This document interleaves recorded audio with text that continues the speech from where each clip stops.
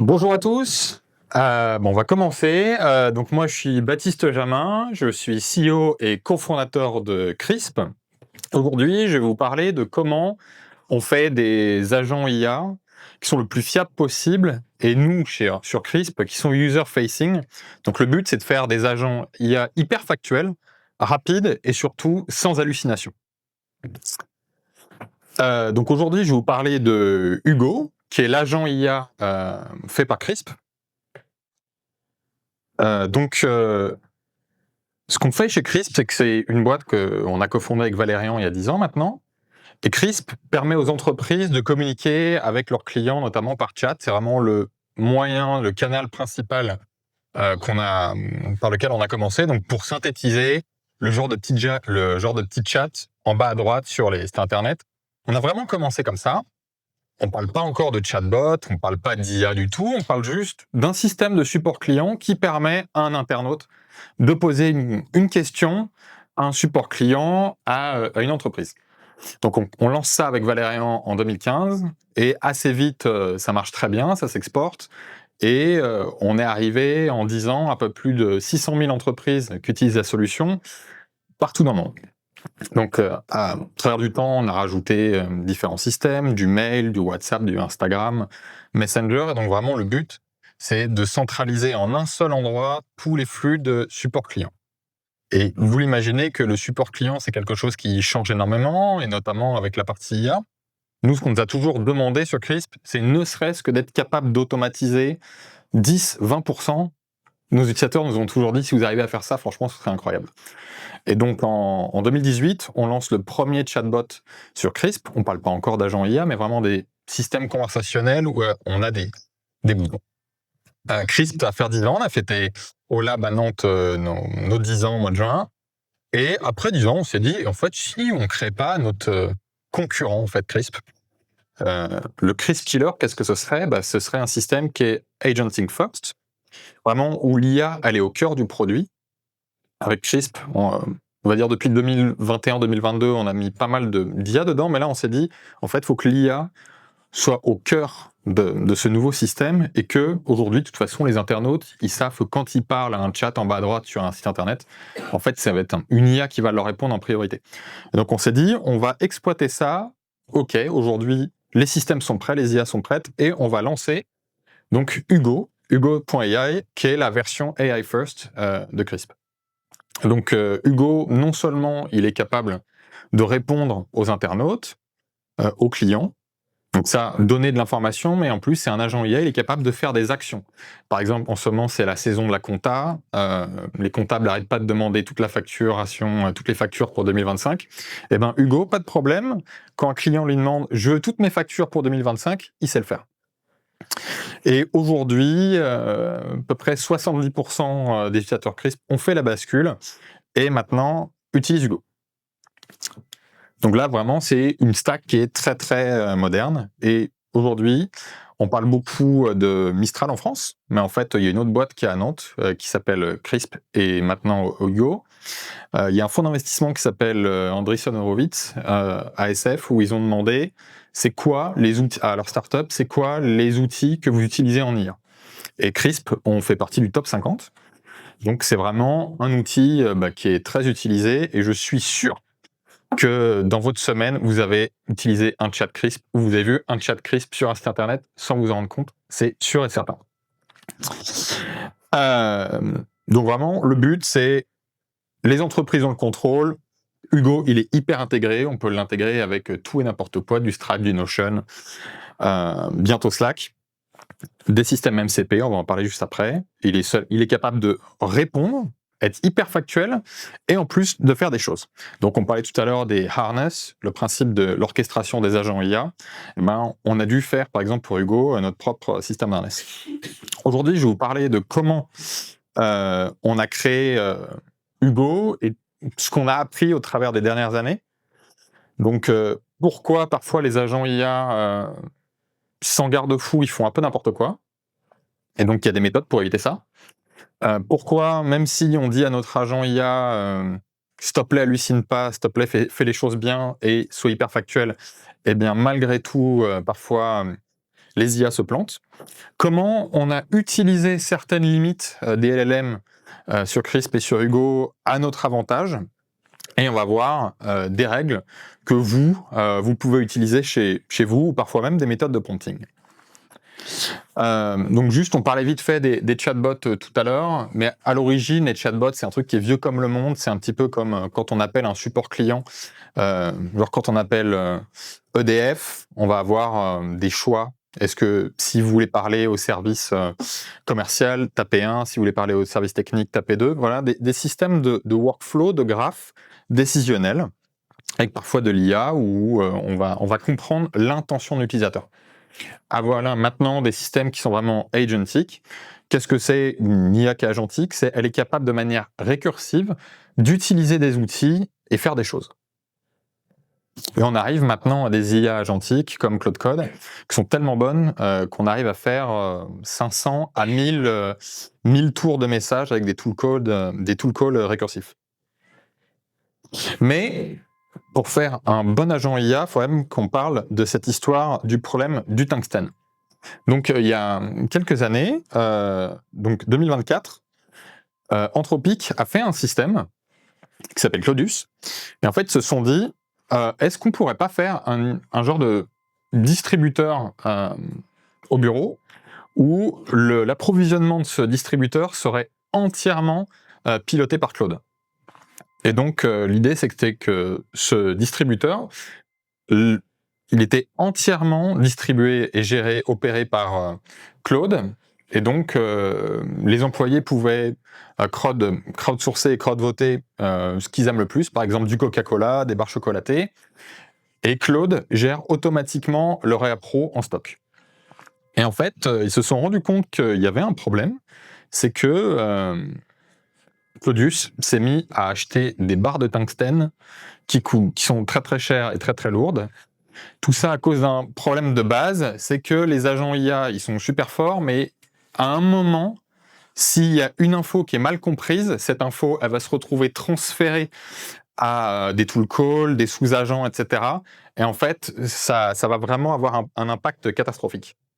Donc c'est juste un truc qui est humoristique, mais en fait, il faut juste comprendre que les agents IA, ils peuvent avoir certaines limitations, et ça c'est qu'un exemple rigolo, mais voilà, les IA peuvent avoir des vraies répercussions, et ça se voit aussi quand il y a certains qui font des agents IA, par exemple, qui vont répliquer des ETF, et en fait, au bout d'un moment, en fait, ils peuvent faire une décision qui va se répercuter après à d'autres sous-agents. Et donc, si on veut un peu comprendre comment ça marche un agent IA, c'est une succession de tool calls.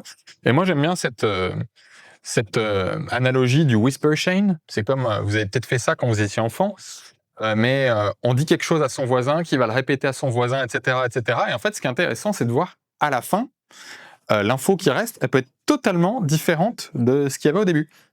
Et donc aujourd'hui, faire un bon harness pour un AI agent, c'est vraiment une succession de tool calls, une succession d'appels à des LLM. Et donc il faut le voir un peu comme au JO, le relais olympique. C'est-à-dire qu'en fait, des agents vont se transférer les tâches, et s'il y a un membre de l'équipe qui est pas bon, ça va avoir une répercussion jusqu'à l'utilisateur final. Mais en fait, c'est pas tout à fait un bug, c'est juste comme ça que les LLM ils marchent, ils sont juste très probabilistes. Et donc les LLM, ils sont très bons.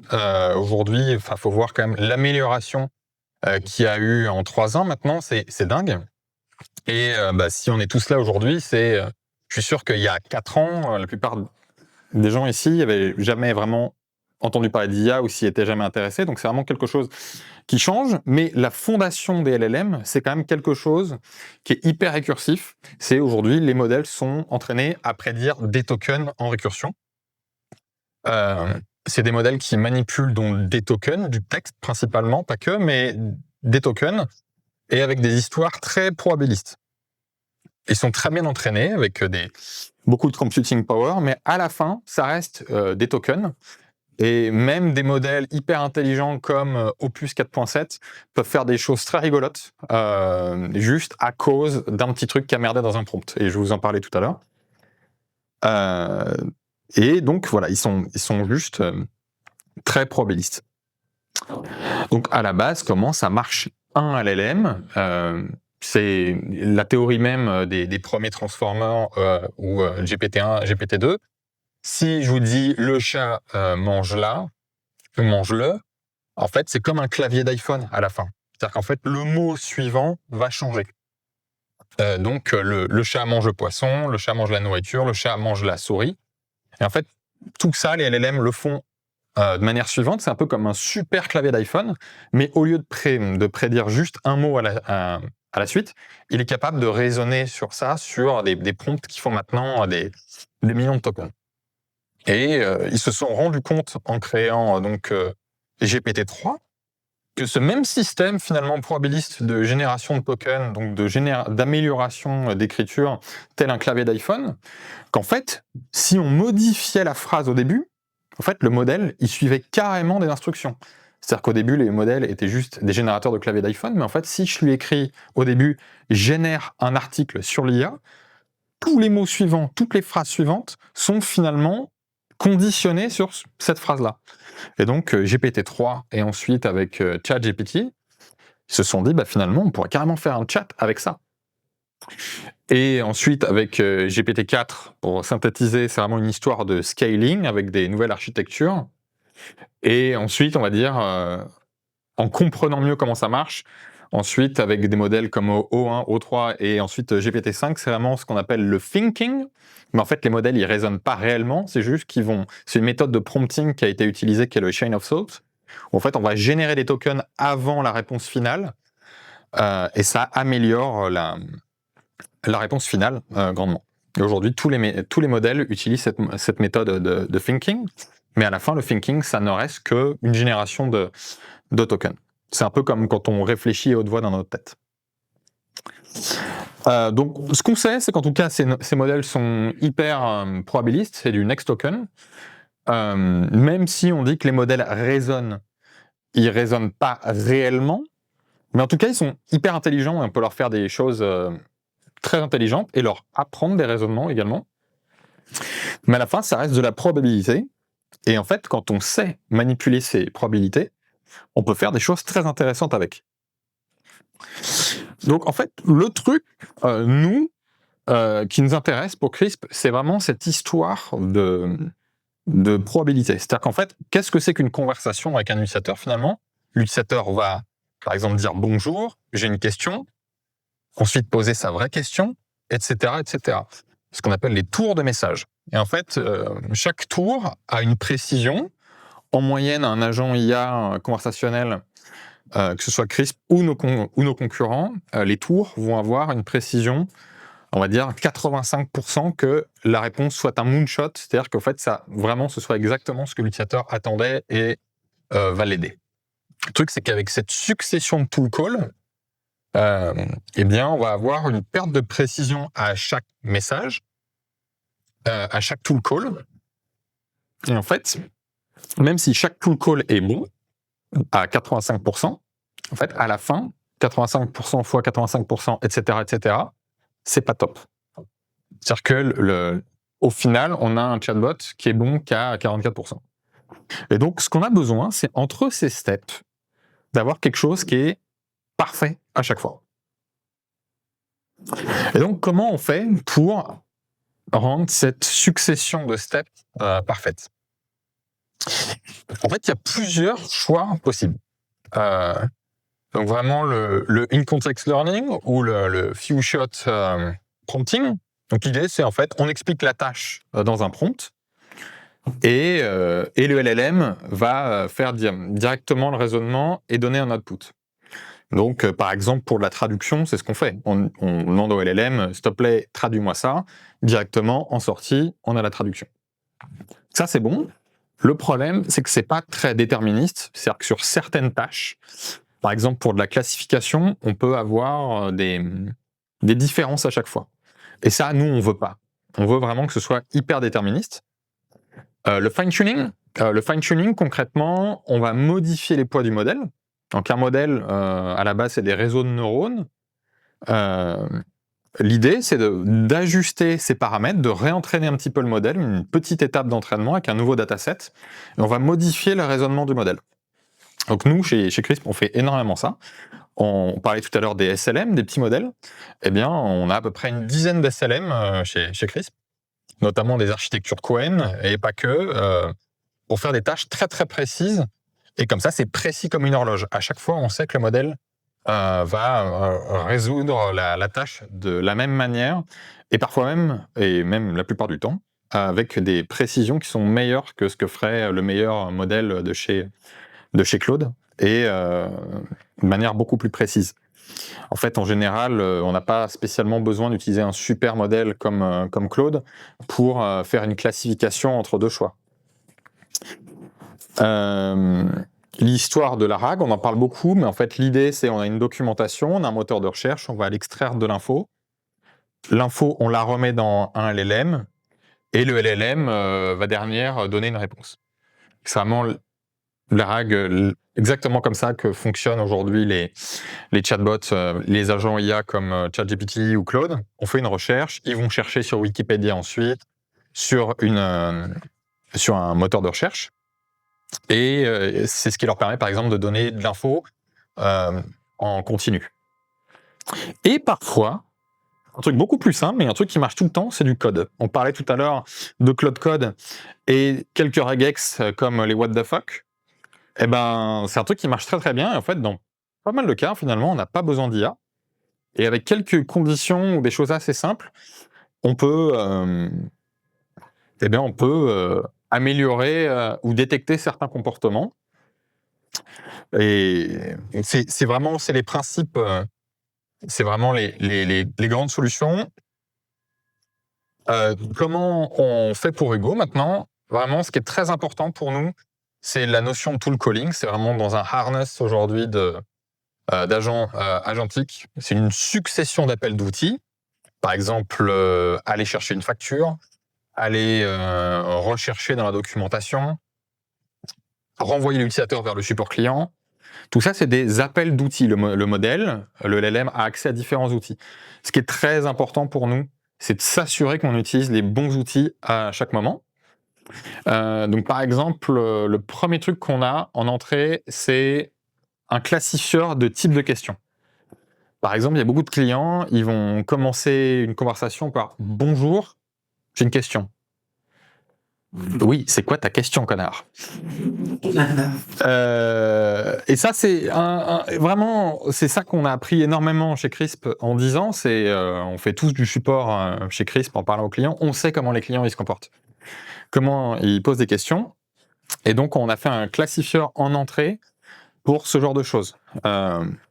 Choper un peu de contexte au début. Ensuite, il y a des choses assez intéressantes. C'est que, par exemple, quand on demande à un LLM bonjour, c'est quoi Crisp? En fait, le LLM sait très très bien ce que c'est Crisp. Et donc en fait, il s'autorise le droit de même pas utiliser le search. Et ça, c'est un vrai problème parce que nous, nos clients, ils veulent s'assurer tout le temps qu'en fait, ils peuvent maîtriser l'information et que ce soit hyper déterministe, que quand ils mettent à jour leur knowledge base, leur documentation, en fait, ça va vraiment se refléter dans ce que demandent les clients. Que le modèle n'utilise pas sa propre information dans ses poids, mais vraiment à chaque moment, que c'est la documentation qui va être utilisée. Et parfois, pour du common sense, par exemple, débugger un ordinateur, là, on va autoriser le modèle à sortir sa propre intelligence. En tout cas, pour faire ça, avoir un système hyper fiable, il a fallu faire vraiment... Le premier truc, c'est un classifieur en entrée. Et en fait, c'est ce qui va nous permettre de forcer ou pas le modèle à utiliser les bons outils. Et c'est quelque chose qui vraiment nous a permis de réduire le taux d'hallucination. Et ça nous permet aussi de savoir si on a vraiment du contexte ou pas. Donc ça, c'est très, très utile. On parle de la RAG beaucoup. C'est un système qu'il a vraiment fallu master chez nous. avec différents niveaux, et notamment on a créé notre propre re-ranking. Aujourd'hui, les systèmes de re-ranking disponibles en open source sont pas mal, mais ils sont très généralistes. Mais en fait, on a notre propre re-ranker depuis 2 ans maintenant, et juste en ayant notre propre re-ranker sur notre propre domaine, on a vraiment amélioré la qualité. On la tune nous-mêmes. On a créé notre propre dataset pour ça, avec un dataset qui est vraiment issu de vraies questions qu'on nous pose sur Crisp. Et en fait, c'est même notre propre équipe de support client qui a re-ranké derrière pour s'assurer que ce soit à chaque fois les bons articles. Et en fait, ce système-là, on l'a fait d'une certaine manière où ça nous a permis à la fois de comprimer les contextes en sortie de RAG, et en plus d'avoir des informations statistiques où en fait on sait exactement directement en sortie de recherche sur le RAG si un article il va être utile ou pas. Et de manière beaucoup moins pondérée qu'un système de ranking classique. Aujourd'hui, les systèmes de ranking classiques, ils ont des scores tous très proches.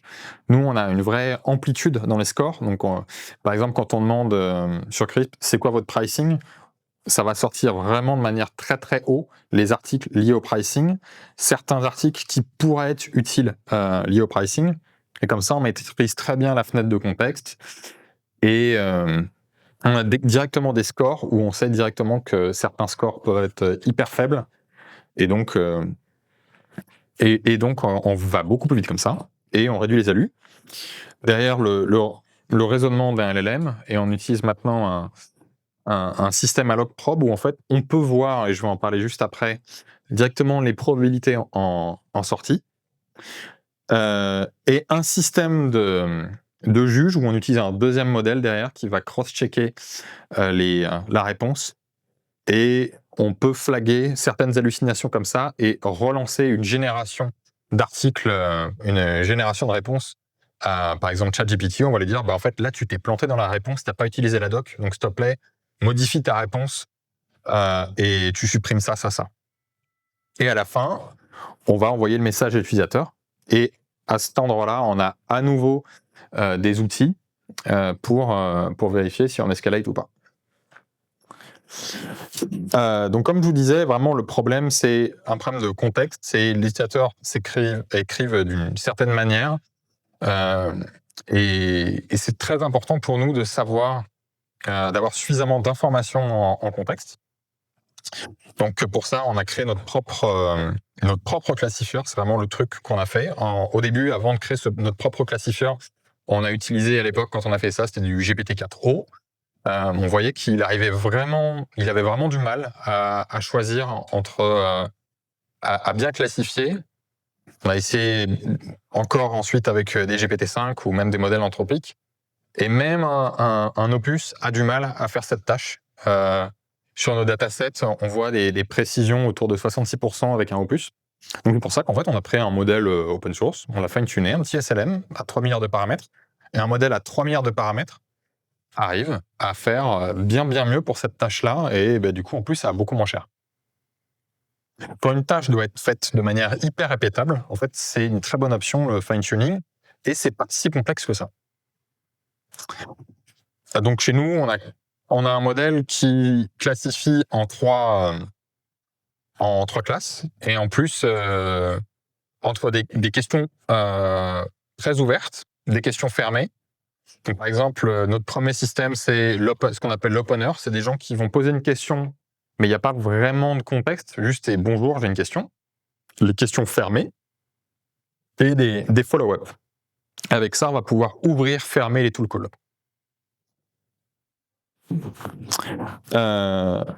Et donc, par exemple, on a modifié, moi j'ai modifié Ollama, qu'on utilisait beaucoup pour notre moteur d'inférence. Je leur ai fait une PR. Et on utilise ça tellement que ça nous réduit tellement les coûts et ça améliore tellement les choses que ça a été utilisé beaucoup pour nous. Malgré tout, vraiment le problème de la RAG, c'est on va vraiment utiliser énormément de contexte. Et en fait, quand on va donner trop de contexte à un modèle, trop d'infos, parfois il va utiliser les mauvaises infos. Et si on cherche, par exemple, juste une question sur Crisp, sur notre pricing, et qu'on lui met la recette de la tarte à la crème en résultat 10, eh ben, il va changer totalement son comportement. Donc, d'où l'idée d'avoir un re-ranker. Et nous, on a fait donc notre propre re-ranker pour ça.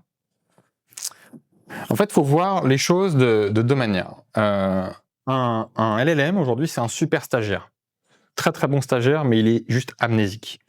En fait, à chaque fois, les LLM, quand vous parlez à ChatGPT, à chaque fois, il vous découvre. Vous avez l'impression qu'il vous connaît, mais en fait, quelque part, il y a une base de données sur laquelle c'est marqué « il aime les chats », il aime bien les légumes, il a tel âge, il travaille dans telle boîte. C'est juste des faits notés quelque part dans une base de données textuelle. En réalité, les LLM, ils sont juste amnésiques. Et de l'autre côté, bah voilà, la RAG, c'est le livre. Moi, je le considère comme ça, c'est la documentation. Et notre super stagiaire, à chaque fois, ce qu'il va faire, c'est parcourir le bouquin le plus vite possible et trouver les bonnes infos dans la doc. Donc aujourd'hui, il y a différents systèmes de re-ranking qui existent. Aujourd'hui, les systèmes de re-ranking sont principalement sémantiques.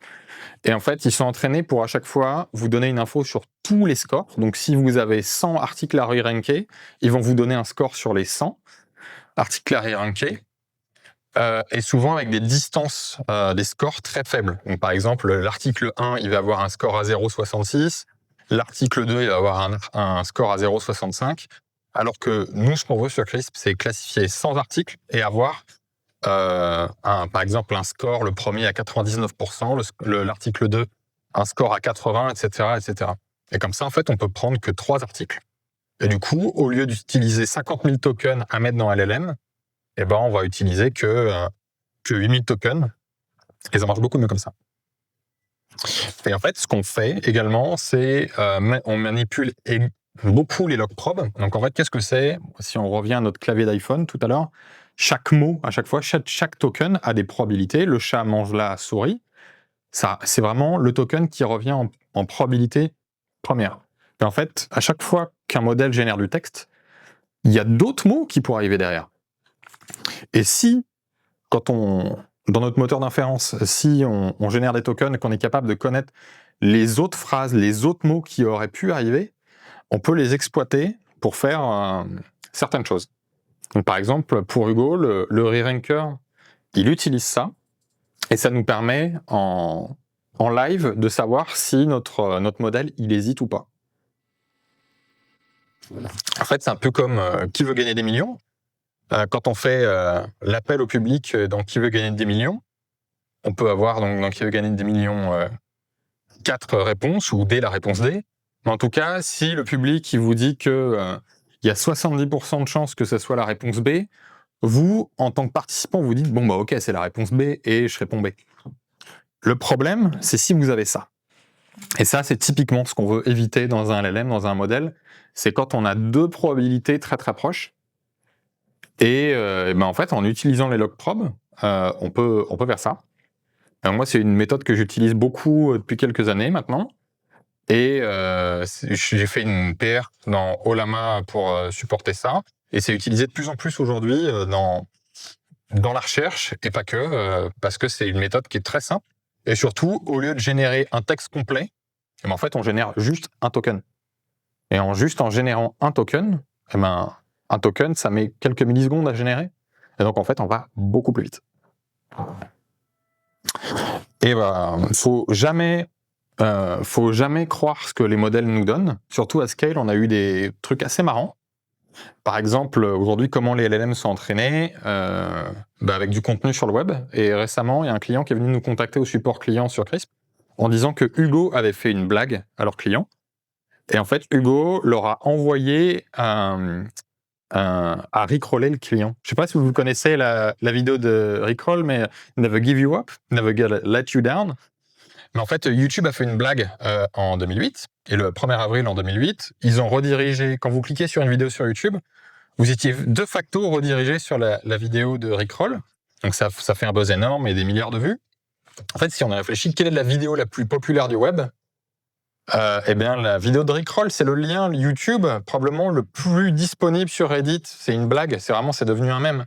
Et donc les LLM ont eu l'habitude d'être entraînés sur plein de textes, plein d'HTML, un lien YouTube quelque part. Ils se disent, en fait, après le paramètre get dans le lien YouTube, c'est probablement exactement le hash de la vidéo de recall. Et en fait, c'est ce qui s'est passé. Le client, il a demandé une vidéo YouTube d'un tuto, mais en fait, le LLM, qu'est-ce qu'il a fait? Rickroll. Pourquoi? Parce qu'en fait, c'est tout à fait le token le plus probable. Vous faites youtube.com/ on va dire point d'interrogation V, un token, un autre, vidéo Rickroll. Et donc, c'est un truc très rigolo, mais il y a d'autres cas également sur Hugo. Par exemple, nous, ce qu'on veut vraiment éviter, c'est les cas d'escalation. En gros, quand je dis en tant que client, je demande de l'aide à Hugo est pas trop sûr, et il dit, si tu veux, on peut parler au support client, ils vont t'aider. Le client dit oui, et là, Hugo doit dire, ok, maintenant, c'est bon, c'est le support client, il est là, je viens de t'escalader. Nous, ce qu'on veut, c'est avoir une logique hyper déterministe sur ça, et que Hugo nous fasse la passe. Donc le LLM derrière fasse la passe. Et en fait, ça arrive avec certains modèles que ils skippent le tool calling, et ça, c'est un gros problème. Et en fait, le modèle se met à dire c'est bon, je t'ai transféré au support client, c'est bon, ils sont au courant, et en fait, pas du tout.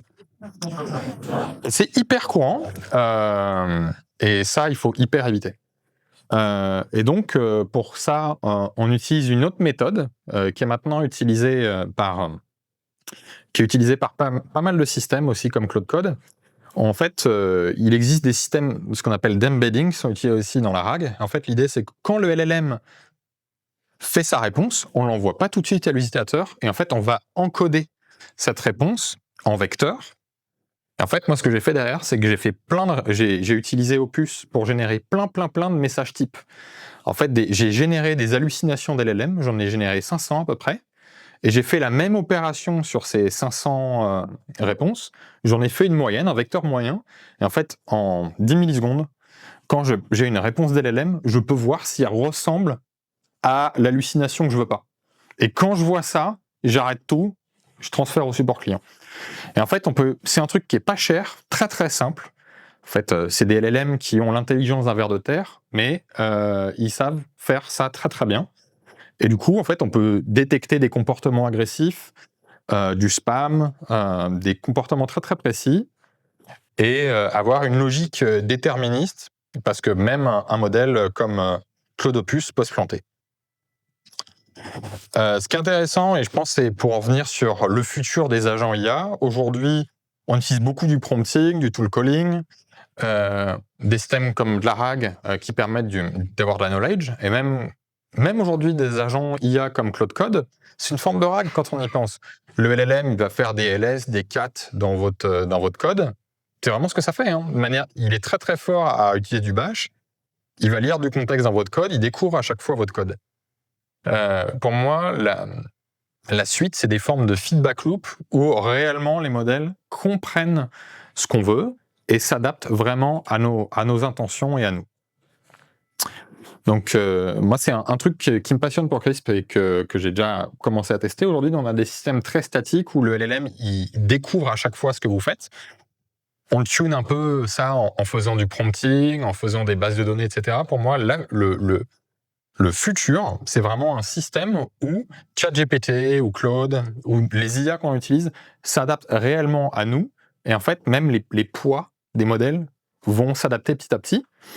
J'ai commencé à faire ça pour Crisp, pour notre anti-spam. On a un système aujourd'hui qui est LLM-based.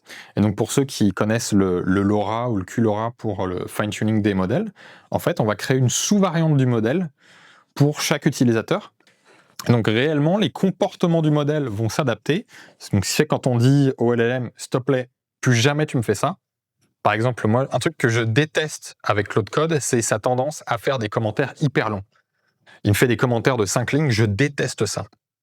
Et j'ai beau lui dire à chaque fois, s'il te plaît, arrête, il le fait quand même. Alors, en effet, on peut faire des agents.md, des skills, etc. Mais en fait, on ne peut pas tout mettre comme ça dans des skills, et à la fin, on va blotter les skills, et l'agent va oublier ça. À la fin, vraiment, on va avoir des agents IA qui vont s'adapter à nos décisions, à notre manière de réfléchir, à ce qu'on aime, ce qu'on n'aime pas. Et donc ça, c'est vraiment le futur, c'est les IA adaptatives. Donc je vous remercie et j'espère que vous avez passé un bon moment. Et n'hésitez pas si vous avez des questions. Et on a du merch. On a du merch Crisp et Hugo juste là-bas, et on a tout le monde de chez Crisp qui est juste là-bas qui pourront répondre aussi à vos questions. Merci.